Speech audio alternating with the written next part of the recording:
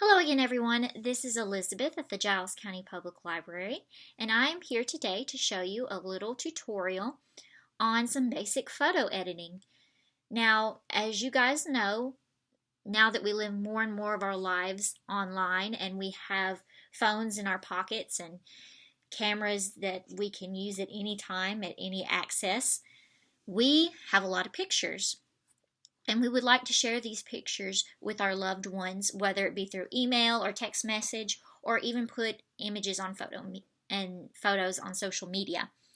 I'm going to show you how to touch up the images that you take on your camera phone, on your camera, or just images that you might have lying around from the past. And I'm going to show you how to jazz them up a little bit so they will be social media superstars and everyone will enjoy seeing the beautiful captures that you've made. Now, I'm going to use two free resources today. You can access them on your phone or on your computer. The two free resources I'm going to be using today are called Pixlr and Adobe Photoshop Express. Now, some of these might look intimidating at first, but I am going to show you how easy and simple it is to use these to create dynamite photos that you can share with your family and friends. Now, the first one I am going to show you is Pixlr Photo Editor. Now, Pixlr has two different modes that you can use. You can use the Pixlr E Advanced Photo Editor or the Pixlr X Quick and Easy Graphic Design.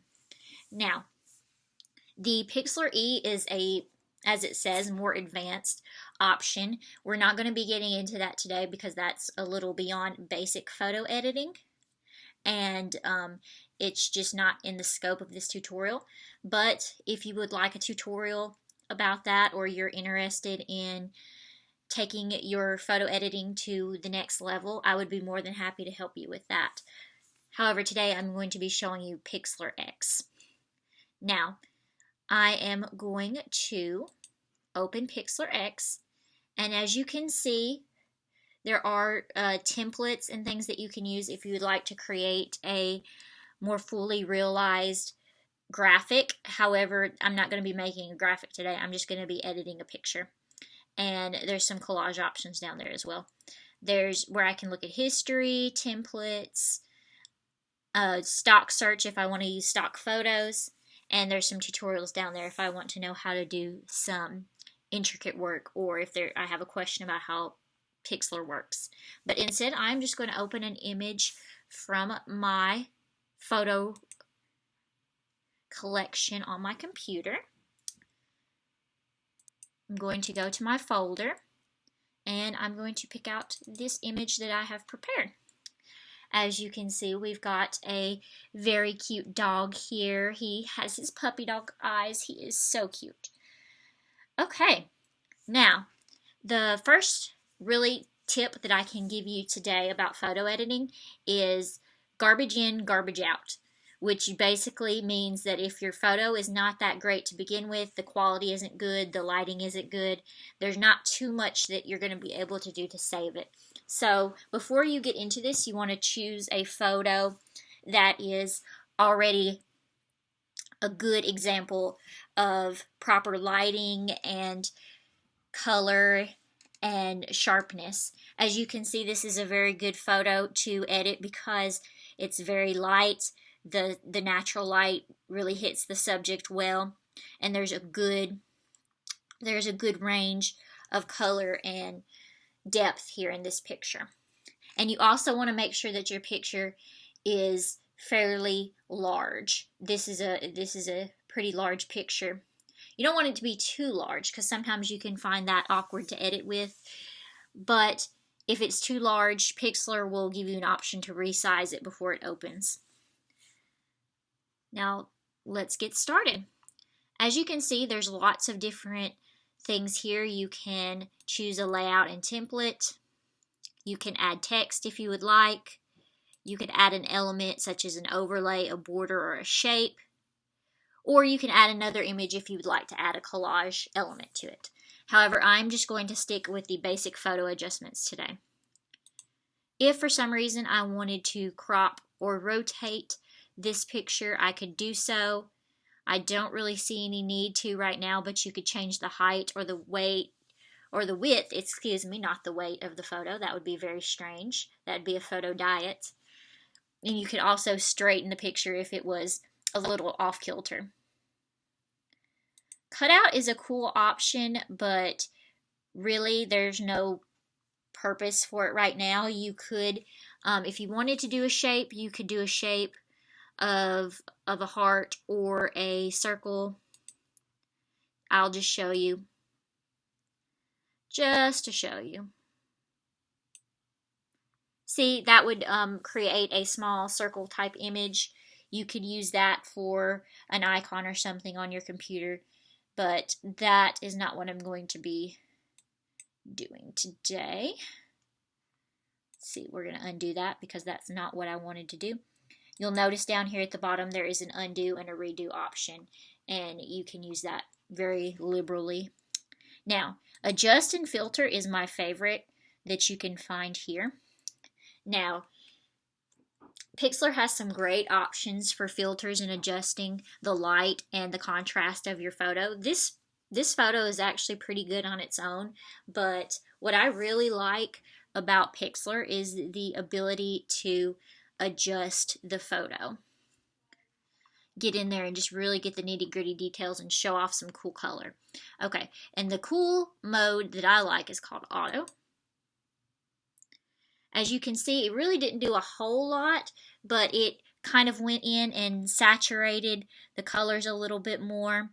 It made everything pop a little bit more. And there's also a tool here called Pop that is very fun. Now let's put that there. Now, yeah, you can see that did a lot more. And you can see now that the puppy's fur has some very warm tones to it. The green is very vibrant and everything is very beautiful on this picture now.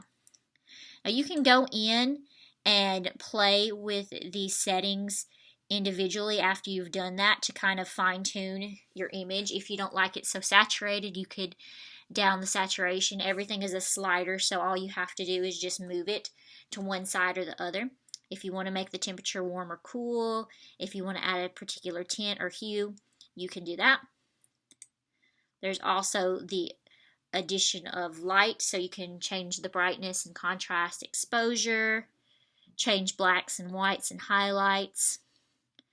And for details, you can do sharpen, you can add clarity, you can smooth out things. Smoothing is especially good for portraits if you want to get rid of imperfections on skin and that kind of thing. Blur. And there's also a vignette feature or a glamour feature, and bloom and dehaze. Those basically just add different aspects of light, dark, sharpness. Vignette, of course, will add a black kind of haze around the photo.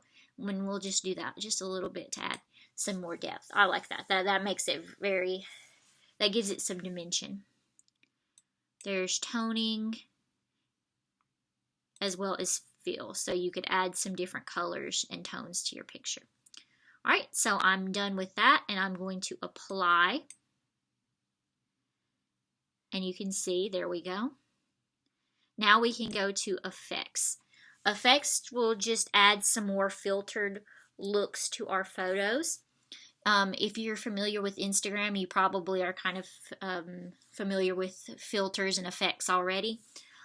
They have broken them down into different categories, and you can see that there are different types of looks and effects that you can get. Some of them extreme, some of them for specific things. You might want to choose a nature shot because this is kind of a nature photo. There's forest, flower, beach. They all have different names. Some different looks. I'm not sure if I'm going to choose any of these today, but maybe. Actually, let's see.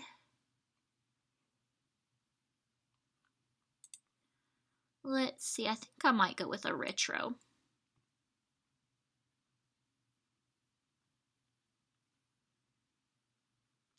Let's go with Vib. And down here, once you've chosen the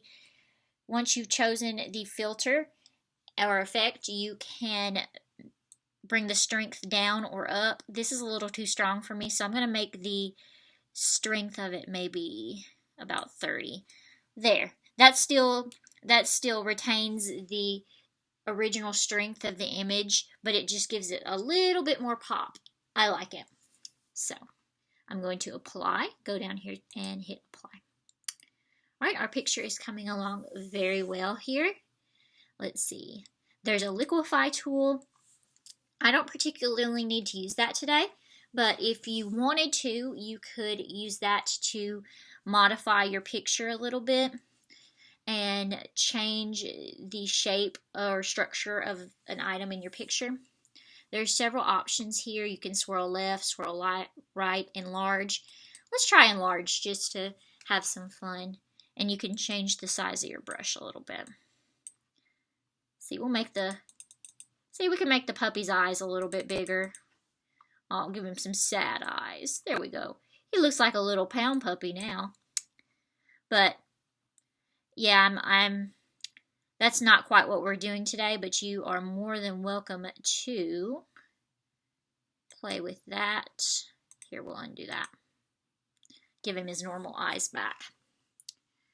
All right, and now we have our retouch feature down here. Clone stamp, sharpen and blur, dodge blur, heal and repair.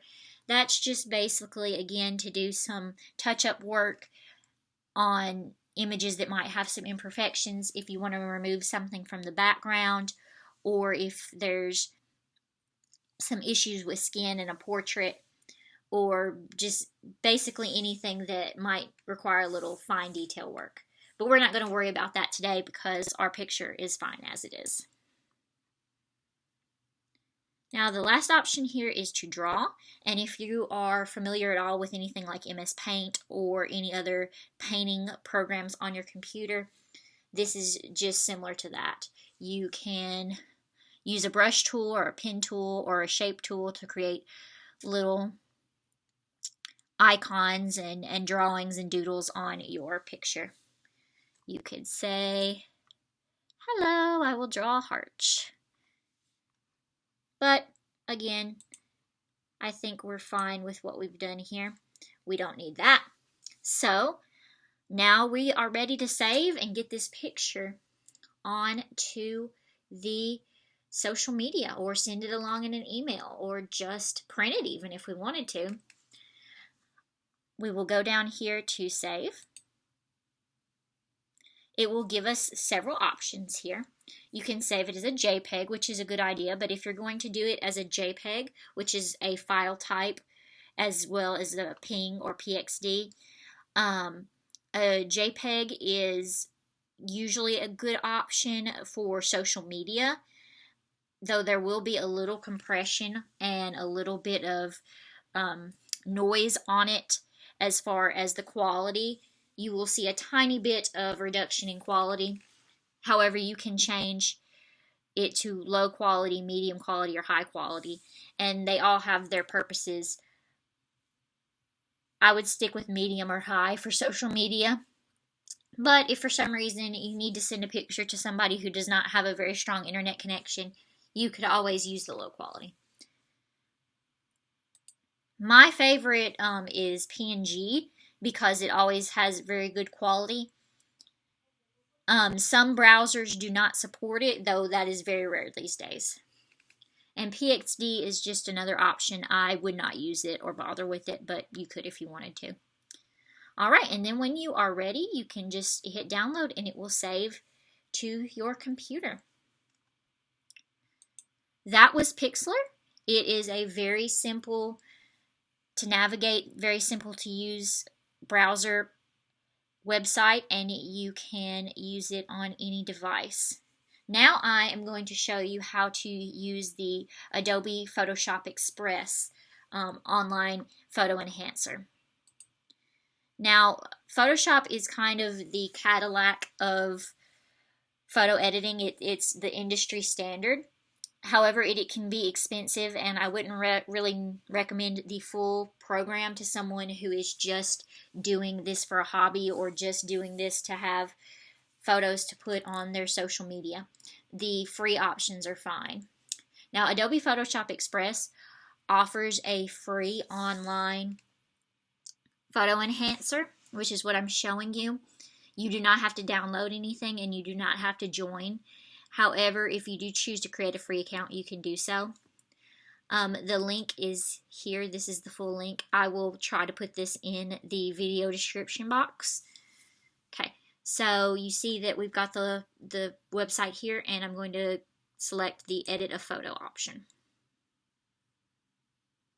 It will load. I can either use the sample images or I can upload a file from my computer. I'm just going to upload the file from my computer as I did previously.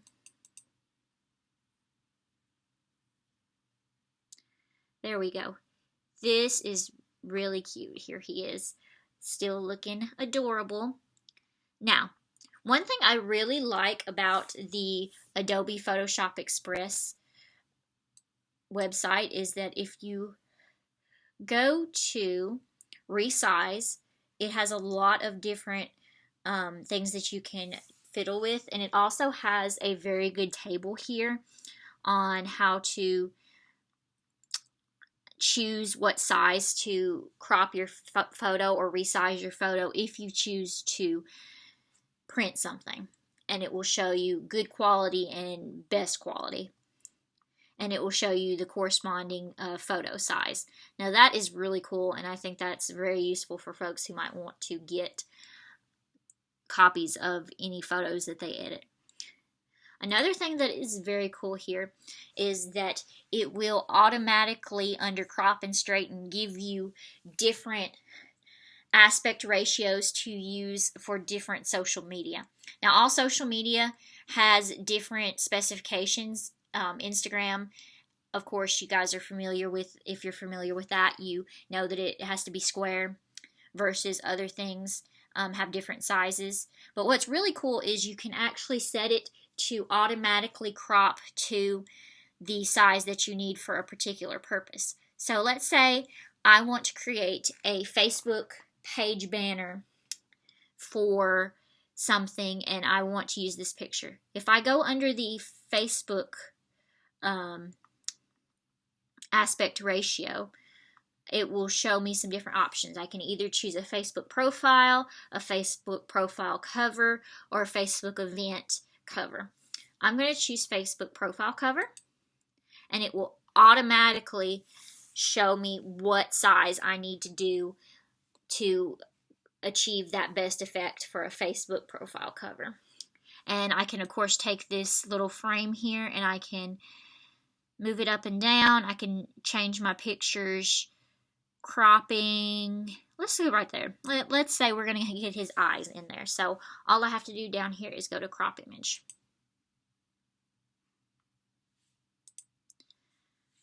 Occasionally you will see pop-ups and things. Just navigate away from them. Okay. Again, there's a basic touch-up option. You can do some touching up on portraits and things like that. However, again, that does not apply to us. So I'm going to go right to Adjust Image. Okay. For Adjust Image, there are presets if you choose to use them.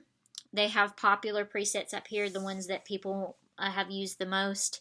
You can do black and white, you can do black and white sepia tone, high contrast and detail, and there are additional options down here, such as black and white, different options, vignettes, vintage old photos, creative, will give you some pretty cool effects. Kind of like that vintage instant there, or that warm contrast. Let's see color. Natural, bright, high contrast and detail, vivid. You know, let's go with high contrast. Oh, that's pretty cool.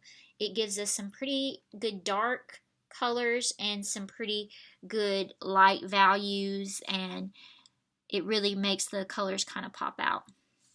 But if for some reason I wanted to make it less bright, I could go over here where it has the amount, and you can make it take the slider down a little bit, or you can take the slider up if you want a more dramatic effect actually. And if you want to get into the nitty-gritty of each effect, all you have to do is click here. There are little sliders where it says view more, and that will get you into the intricate details of the effect. You can go in there and change the settings to your exact specifications.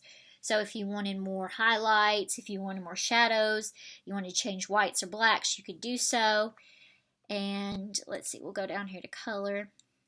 Actually, I think I want to make the vibrance a little more pronounced. Then you could go down here to effects, add a bit more clarity, add a little bit of a vignette if you wanted to. And then you just click adjust image and it's done. All right, now remove background is a feature that you have to sign in to use, and it can be helpful, but we're not going to use it today because it doesn't really apply to what we're doing. Now the last thing you can do here is artifacts, but these are primarily for people who have an account. If you would like to sign in for an account, you're more than welcome to do so. However, you don't necessarily need to because they have some basic things here.